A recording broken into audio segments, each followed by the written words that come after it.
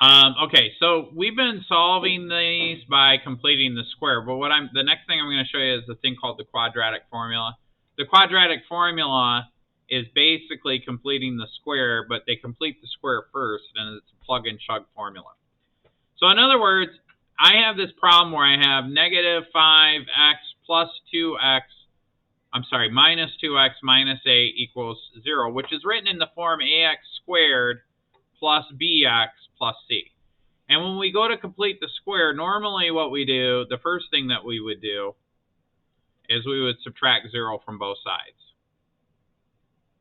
Or not subtract 0, subtract c from both sides. And so when you do that, you get ax squared plus bx equals negative c.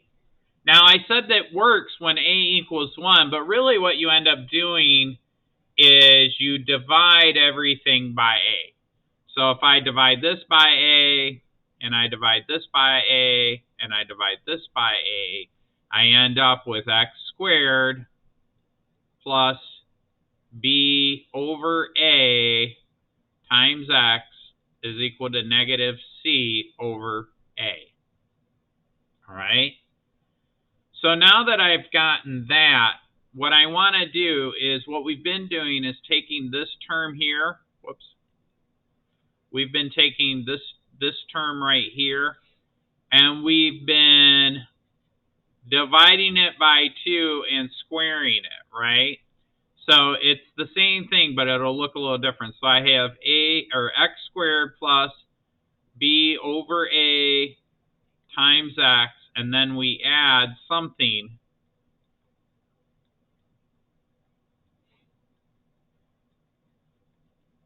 to both sides, right? Well, now what I need to do is I'm going to take this stuff, and it's going to take a second for you to think about it. I'm going to take this stuff, b over a, and then divide it by 2. But to divide it by 2, I'm just going to put a 2 here, and then I square it. Now, when you square that, you end up with b squared. What's 2 squared? 4. And what's a squared? A. All right, so you end up with that. You add that to both sides. So now what happens is this reduces, so now that I've got that, what I can do is this reduces to x plus b all over 2a squared is equal to, and I can clean this up a little bit if I want to, right? So if I want to combine like terms, how do I combine like terms? Oh, this should be a squared. So to combine like terms, I want what's known as a common denominator. My common denominator can be 4a squared. If I want to make this equal 4a squared, don't I just multiply this by 4a? And then whatever I do on the bottom of a fraction, I have to do to the top. So now I've got minus 4ac plus b squared, right? All over 4a squared. Is that right?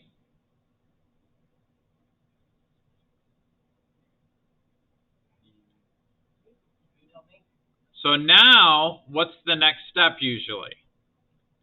Well, usually what we would do, we would take the square root of both sides. So when I take the square root of both sides, an interesting thing happens. Oh, let's do it this way though. On the other side, let's do the square root of the top over the square root of the bottom. Okay? Now when I do that, I'm going to rearrange this a little bit. I'm going to say the square root of, and don't forget I've got my plus or minus. So I'm going to put plus or minus. I'm going to have b squared minus 4ac. What's the square root of 4? 2. What's the square root of a squared? A. And that's equal to x plus b over 2a. I need to subtract this from both sides.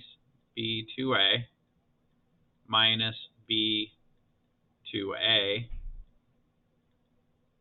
And I get my final quadratic formula, which is going to be x is equal to minus b plus or minus the square root of b squared minus 4ac. This is over 2a, and this is over 2a. Now leave that up there for a second for you guys to write that down, because I'm going to rewrite it up at the top. Now, if they are the same denominator, I can combine them over one denominator.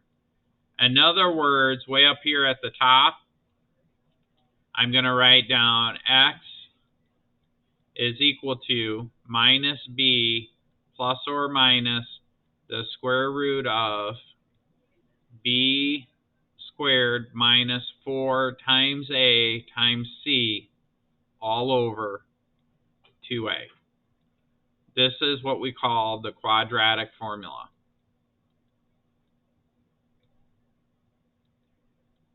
This formula will solve any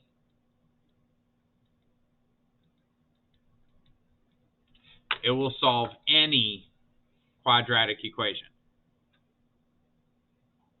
But now sometimes when you plug stuff into that, you're going to have, this is known as the discriminant. So you'll hear, you may not have noticed this, but Mr. Adams will say when the discriminant is negative, this section right here, we label this as the discriminant.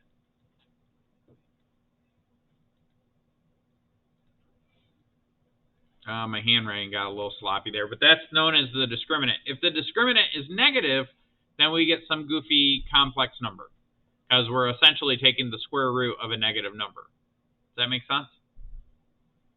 So now if I do this problem, the only thing I need to do if I use the quadratic equation is I need to identify a, which is negative 5. I need to identify b, which is negative 2.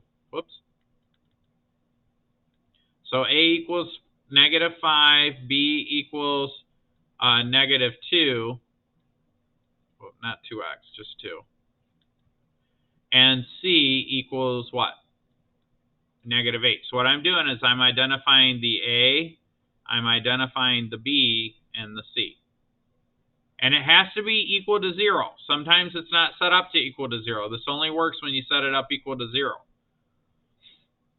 So now I'm going to say x is equal to b, well, negative b, but b is negative 2, plus or minus the square root of b squared, which is negative 2 squared, minus 4 times a, but a is negative 5, times c, which is negative 8,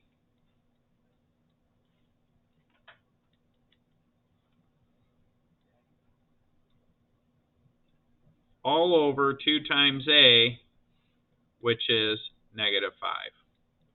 So this is going to take a little bit of math. Okay. So on the next line, let's clean it up a little bit. I've got x, what's minus minus 2? Positive 2, plus or minus the square root of, so what is negative 2 squared? 4. And then what's negative 4 times negative 5? Positive 20. And what's positive 20 times negative 8? So this is 4 minus 160 all over 2 times negative 5, which is negative 10. So then in the next line, I've got x is equal to 2 plus or minus, isn't that negative 154 all over 10? Now 154, what we're going to look for are prime factors that'll go into 154. So the way that we do that is I'm going to fire up my handy dandy calculator, and I'm just going to take 254 and divide it by, is it 56? Yeah, you're right, it's 56. My bad. Sorry, I'm doing 10 things at once. Yep, it's 56. Thank you. So I'm going to take this, Is the 10 negative? Yes, the 10 is negative. Thank you. You can tell I've been off for 5 days. So I'm going to fire up my handy dandy calculator and see what we get. So I'm going to say 150, whoops, let me clear this. 156 divided by 4. Okay, that works. I think that is it. Let's do 156 divided by 9. No. 156 divided by 16. Notice that I'm dividing by perfect squares. Nope. 156 divided by 25, that won't work, but I'll plug it in so you guys can see the process. 156 divided by 36. Let's see if that works. Nope. 156 divided by, what's the next one after 36? 49. See if that works. Nope. 156 divided by, what comes after 49? 64? Nope. Whoops. Clear. 156 divided by 8 squared, 9 squared would be 81. No. So the only one is 4 times, what was it, 39? Yeah. And 39 is not a prime number, but 39 is 3 times 13 is the prime factorization of it. So yeah, I can't, that's it. So I'm gonna keep in mind that this, so let's do a little side work over here. We know that the square root of 156 is the same as the square root of 4 times the square root of 39. Okay? Does that make sense? But I've got a negative in there too. So if I put a negative here, then I'm going to have a negative times the square root of negative 1. Right? So in the next line, I'm going to say, okay, well, then this is x is equal to 2 plus or minus the square root of negative 1 times the square root of 4 times the square root of 39 all over negative 10.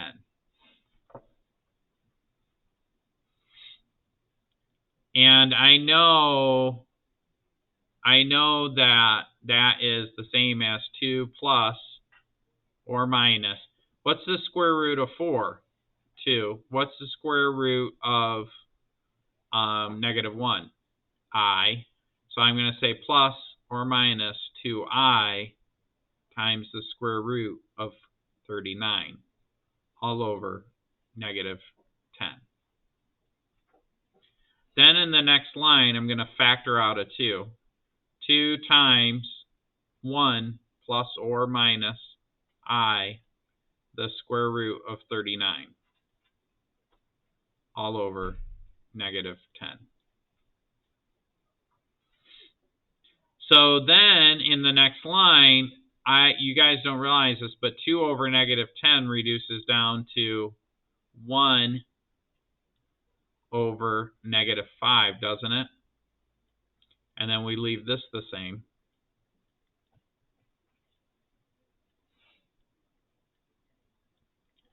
And so this becomes 1 plus or minus I times the square root of 39 all over negative 5.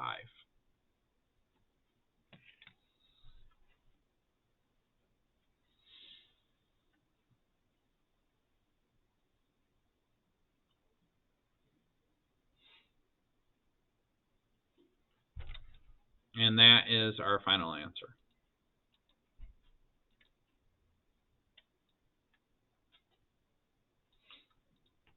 Okay?